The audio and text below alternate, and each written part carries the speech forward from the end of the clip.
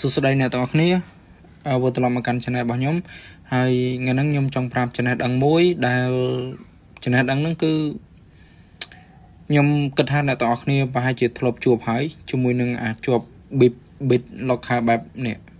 bit locker បែបហ្នឹងណា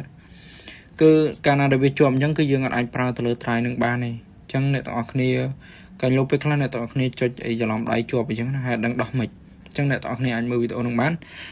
ដំបូងអ្នកទាំងអស់គ្នាចូលមកកន្លែង Windows Start មកនេះមកអាកន្លែងហ្នឹងហើយអ្នកទាំងអស់គ្នា search ពាក្យថា Power Cell អូខេ Power Cell បែបនេះអ្នកទាំងអស់គ្នាคลิกមកស្ដាំហើយយកពាក្យថា Run Administrator តមកចុច Yes នៅពេលដែលអ្នកទាំងអស់គ្នាចុច Yes ហើយគឺចាំវា process ហើយឲ្យរួចសិនមក process បែបហ្នឹងចាំវាមកបន្តិចសិនមកអ្នកទាំងអស់គ្នាវាកំពុងតែ process អមយ៉ាងទៅអ្នកទាំងអស់គ្នាចុច Control C មកចុច Control C គឺវាចេញហើយអញ្ចឹងអ្នកទាំងអស់គ្នាត្រូវវាយតាមខ្ញុំអ្នកទាំងអស់គ្នាវាយថា disable .bitlocker .mount បែបនេះ mount point អ្នកគ្នា point អូខេ point ស្អីយ៉ាងអ្នកគ្នាចុច2ហើយអ្នកទាំងអស់គ្នា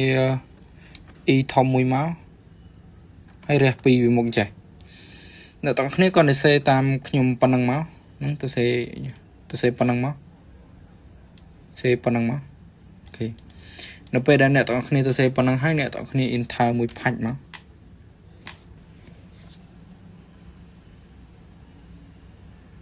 នេះអ្នកទាំងអស់គ្នាវាចេញមកបែបហ្នឹងបានន័យថាវាបានដោះ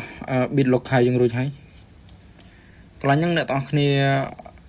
មកមើលនេះ BitLocker យើងបានដោះរួចហើយគឺយើងអាចប្រើប្រាស់ try នឹងបានដោយសេរីវិញហើយគឺយើងខ្វែងវាវិញមកអូខេនេះគឺយើងអាចប្រើប្រាស់បានអ្នកគ្នាអ្នកទាំងអស់គ្នា complete subscribe like share ដើម្បីទទួលបានចំណេះដឹងថ្មីៗពីខ្ញុំបាទហើយជាពិសេសអ្នកទាំងគ្នាអ្នកដែលថ្មីអ្នកទាំងគ្នាជួយ subscribe channel ខ្ញុំអ្នកមួយផងអ្នកទាំងគ្នាដើម្បីទទួលបានវីដេអូថ្មីអញ្ចឹងណា